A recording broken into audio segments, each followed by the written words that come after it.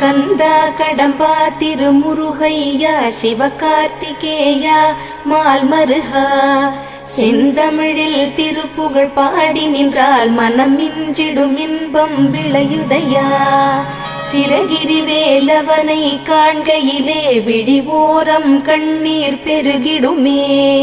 கந்த சஷ்டி கவச்சம் போதுவோர்க்கு கந்தன் கருணை என்றும் துணை வருமே.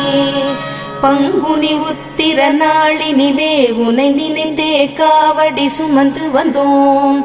புன்னகை புரியும் ஷண்முகனே உன் சன்னதி தேடி ஓடி வந்தோம். உன் பதம் பணிவது என் தவமே, என் மனதில் நிறைந்திடும் உன்முகமே.